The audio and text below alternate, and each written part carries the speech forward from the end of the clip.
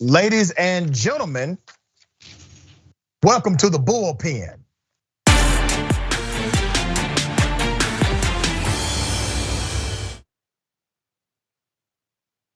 All right, back in the bullpen is Dr. Lieberman.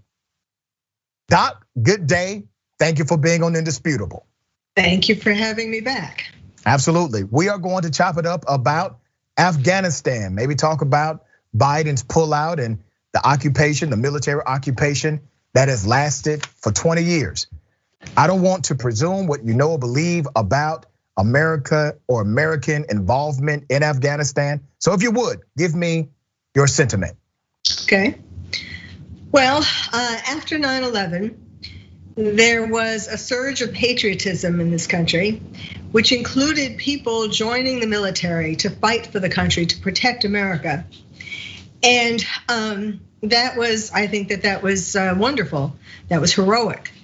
And we were there for 20 years. Yes, it's unfortunate that it took that long, but this pullout has undone just about everything that those 20 years accomplished. I mean, except for the fact that it kept us free of terror attacks pretty much for 20 years.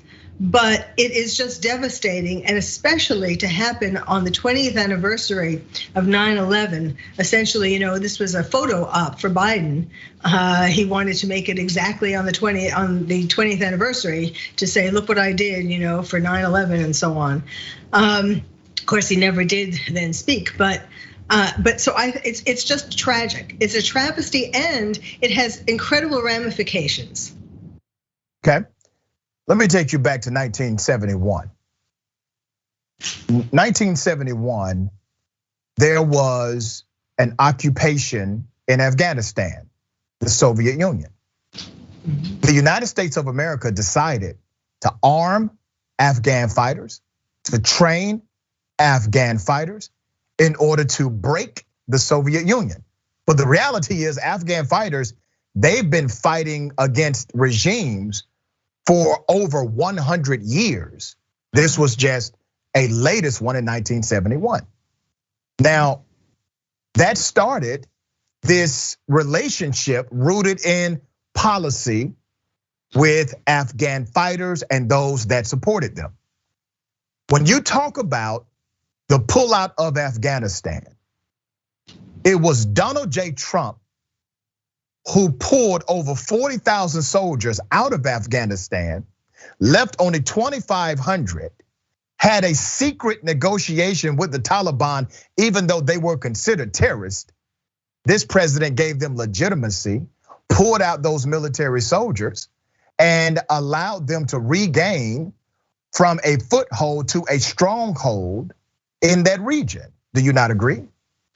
Of course I don't agree. Why would we be debating if I agreed? Well, that's a fact. The fact is Donald Trump pulled the troops out and gave de facto power to the Taliban and negotiated with them secretly, even though they were still considered a terrorist organization. It is no doubt they've killed many, many American soldiers, but you all had no problem with Donald Trump violating all protocols of the Department of Secretary of State and negotiating with terrorists. Wait a minute. First of all, in 2017, Donald Trump made a speech about Afghanistan. And in this speech, he went on and on about how, yes, it would be ultimately a good idea to withdraw from Afghanistan, but he warned about a hasty pullout. This was in 2017. So Biden and all the people around him should have known, were warned already from 2017 not to have a hasty pullout. This pullout was it was so badly done that one really has to consider that it was purposely done so badly. Okay, I don't disagree that Biden did this pullout in a way totally adversarial to what I would have liked to have seen. But you can't create a narrative that somehow Republicans have been good and Democrats have been bad. The truth is both of these sides have effed up as it relates to Afghanistan. That's the God honest truth. And Donald Trump did withdraw a significant number of soldiers, and he did meet and negotiate and allow negotiations with the Taliban and create secret deals with them, which ultimately restored them back to power. This issue of Afghanistan and Afghan fighters and the Taliban has been mishandled by presidents of both parties. Okay. But the issue, and let me say this, Doc, because I want you to respond. Okay. The issue I have with you all is that you're trying to trick folk or have convenient amnesia as if Republicans, even the latest one, Donald Trump, did not also create chaos through policy.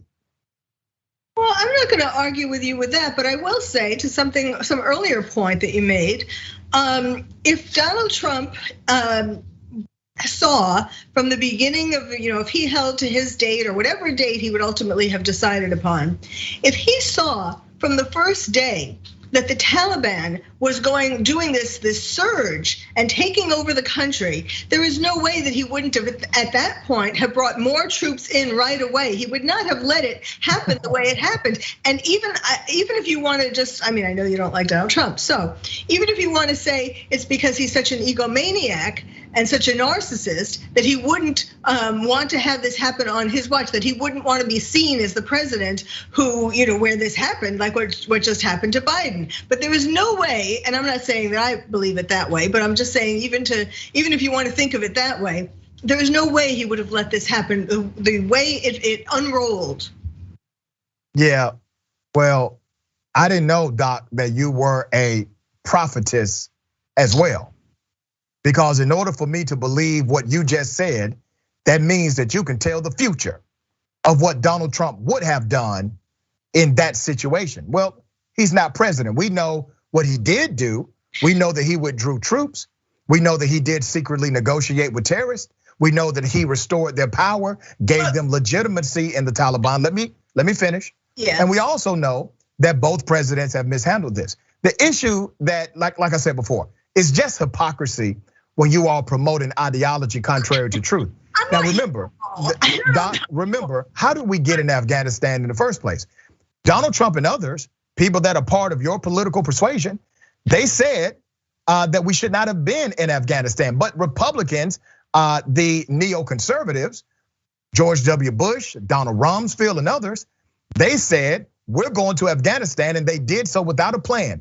We left Afghanistan the way we went in, without a plan. We never should have been at war with the country. When you talk about going to war with terrorism, understand what that means. I read your background. You have some history here. You're a psychiatrist. You don't go to war with the country. And the terrorist, yes, and the terrorist therapist. Okay, so you call the terrorist therapist. Doc, I got to say this. Books about terrorism, a podcast ongoing about terrorism. So yes, I'm kind of an expert. So go ahead. Oh, okay, all right. So you like that name, terrorist therapist? That's right. All right, I'll let you have that. So let me go back to my point, okay? You know this as a medical doctor who has studied the art of psychiatry. You know this. Terrorism is not a country. You don't go to war with terrorism like you go to war in traditional military combat. But that's what Donald Rumsfeld and the neoconservatives decided to do, and they had no plan. Terrorism is a social process, right? As evil as it is, terrorism is a social process. And that social process requires three things. It requires motivation, ideology, and radicalization. That's what it requires. You know this as a psychiatrist. Yes. So when we said we're going to war with terrorism, we never actually went to war with terrorism because terrorism is a social process and it was derived from policy of the United States.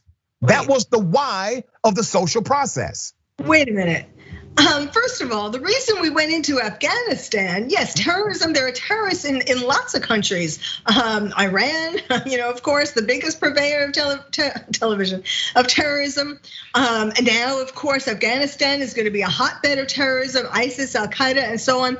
But we went into Afghanistan because they didn't want to give up Osama bin Laden, who created 9/11.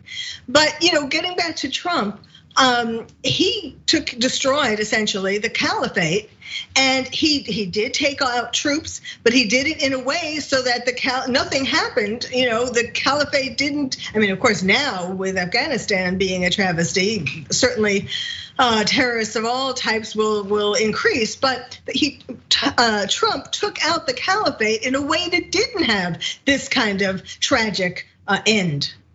Let me highlight something for you to consider, because I do believe you're thoughtful about the psychological arts. When we talk about terrorism and invading a country and going to war in military combat style, remember, even Mitt Romney and other Republicans said, you can't kill your way out of terrorism because it's such a mental process, right? The why was important for America to analyze, and I don't think America ever analyzed the why. Yes. What happened on 9/11 was evil. It was murder. Those were innocent individuals. Those were our family members and friends. They never should have died. So I understand the knee-jerk reaction, the sentiment, but that knee-jerk reaction also expanded our government and our governmental powers, where we lost a lot of our personal freedoms, privacy, privileges, etc., because of government expansion. Well, they utilized the concept of Homeland Security and everything that falls under that because of 9/11. It was for the sake of protection. So you got some things out of that you probably do not agree with. But go back to the why. The why started because of policy of America. That policy of America really started to permeate in 1971 with Afghan fighters and what we said we would do for them once they defeated the Soviets on our behalf. Well, we did that. We helped them, provided weapons, provided training, and then, according to the narrative of those Afghan fighters, we left them high and dry. We did not pursue the promise that we made. Well, there was a young guy who was really pissed off about this, named Osama bin Laden. And that's when he called America the great evil, okay? It doesn't justify his activity. What I'm telling you is that without an analytical framework for American policy and how it affects the social process of other nations, we would never get to the root of the war on terrorism. Well, I agree that a lot of people who are making decisions, wrong decisions, do not have a good enough understanding of the mind of a terrorist or what this is all about, and yes, and think that we can just win the war on terror with more guns or bigger guns or better weapons. And we are going to see the fallout of what just happened. First of all, not all of the Afghans who were rescued are friends. The idea was to rescue the ones who were interpreters and so on, the people who helped Americans. But you know that amongst those, I mean, it's already been shown for a number of them that they do not have good intentions. And then there are lots of others who, I mean, they didn't really vet these people, and so there are a lot of them who do have terrorist tendencies, do want to bring Sharia. Basically, it's about bringing Sharia to the United States and taking over the United States. And so we have brought in a lot of enemies, not to mention the ones that came in from the southern border. Okay, we talk about Afghanistan as if Afghans are the one, or those in Afghanistan or Afghan fighters attacked us. That's simply not true. Right. Also Iraqis, those in Iraq, they didn't attack us either. We utilized 9/11 as a pretext to create the context for war with brown countries. That's what we did. And go ahead, I want you to respond to that. I don't think that, I mean, I'm a born and bred New Yorker. Okay. And 9/11, even though at that point I was living in California. And my daughter was going to school in New York, and my heart is still in New York. And that is why I became the terrorist therapist. And I remember in my heart, in my stomach, in every part of me, in my soul, I remember what that felt like. And certainly, one can understand why we went into Afghanistan at that time, why there was that big rush to try to find Osama bin Laden, to punish Osama bin Laden. It wasn't to hurt the Afghan people, but it's it's so sad to say that, right after 9/11, there was more patriotism in this country than ever before and more unity than ever before. And I would love to go back to those times when we could be a united country, not necessarily, why would we have wanted? We weren't really looking to start fights. They hit us first. That was the biggest. That was an attack on American soil. The biggest one. I mean, yes, Pearl Harbor and so on. But Pearl Harbor doesn't compare to 9/11. So yes, we were enraged. We wanted to protect America. We didn't know what was coming next. And so yes, we went over there, but we didn't want to lose all the troops that died, for example. Well, it wasn't really to do anything more than to protect America.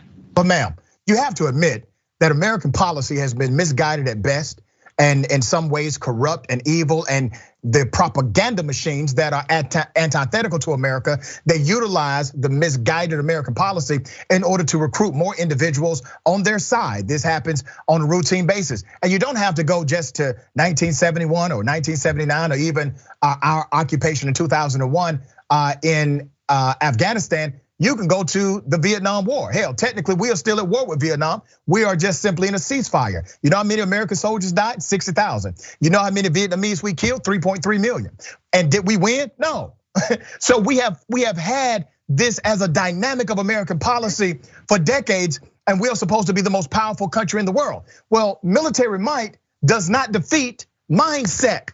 And if mindset is created because of the adversarial policies of America, it does America good to analyze the policies that created the conflict that led to the terrorist attack in the first place. But with Vietnam and with the World War I and World War II, we were trying to protect, at that point, other countries. So we didn't have any. Did we do a good job at that? Did we do a good job at that? Was it mission accomplished, madam? Like George W. Bush said. We did in World War I and World War II. We weren't so great in Vietnam, but it wasn't with any malignant intentions. We were trying to protect them. Yeah, but we have to learn at some point. You say there was no malignant intention, and I understand what you mean. You're saying that they didn't intend to get it wrong. But here's the thing: if you don't learn from your mistakes, yes, you do.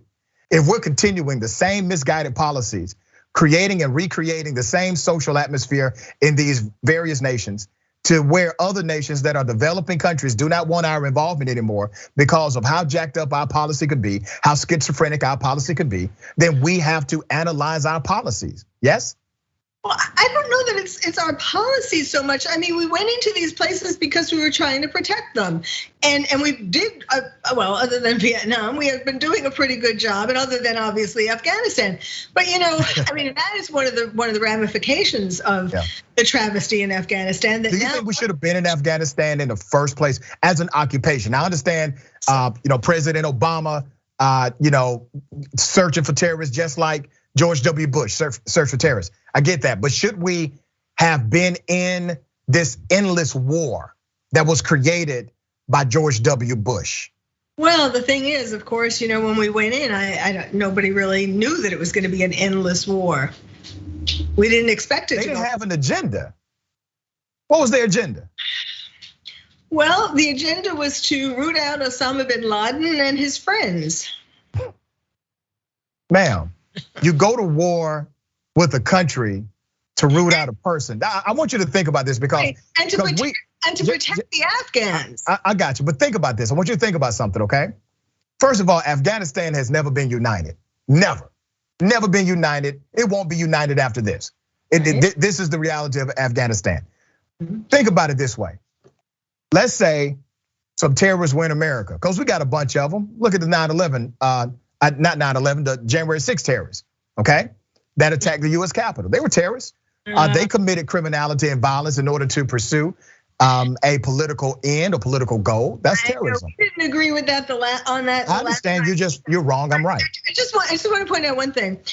Bush on this 9/11, I mean just this weekend, talked about, and not only Bush, some other people talked about how didn't want to call terrorists. And in fact, in Virginia, the school district, the Board of Education in Virginia made a video telling teachers how to teach about 9/11. And they said, don't say that these are terrorists. Call them extremists. Otherwise it's Islamophobia. And Bush said the similar thing. Bush said extremists. Virginia said a similar thing. Don't say terrorists.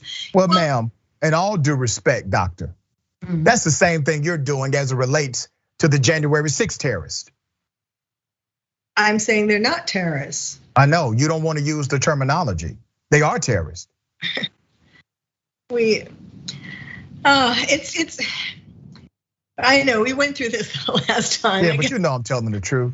Well, we have two different ways of looking at it, but I don't think that it's fair. The thing that really bothers me is, we can argue about that and so on, but the thing that really bothers me is to use now, what's happened most recently, what I just was talking about, to use 9/11 to essentially besmirch the 9/11. To tell lies basically about 9/11 in order to get the political aim of calling the January 6th people extremists or terrorists. And I'm not saying it's just you. That's what's been happening. But that's the truth. The truth is, without the comparison of 9/11, you don't have to compare them to 9/11 because carnage-wise, you cannot compare. Way more carnage under 9/11 than what happened on January 6th. But the statutory definition of terrorism or terrorist, it fits exactly what those men and women did on January 6th.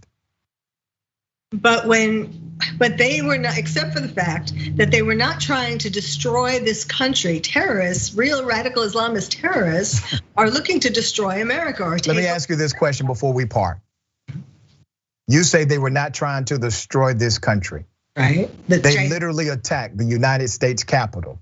They literally said, which we have on recording, that they were actively looking to hang Mike Pence, the vice president of the United States. They were seeking out people like Nancy Pelosi to kill them, according to the record, to hold some of them up for mock trial. They did not respect the authority of Capitol Police. They overtook the US Capitol, madam, and they wanted to stop the process of the Electoral College being certified, which is a constitutionally mandated process. How is it that individuals who attack the Capitol, attack the constitutional process, attack members of the House of Representatives, or at least wanted to, and said they were looking for the vice president of this country to hang him? How were they not attempting to destroy America? Because whatever they were doing, it was out of their love of this country. Do you think terrorists that attacked 9/11 were doing it out of love for their belief, for their country, for what they hold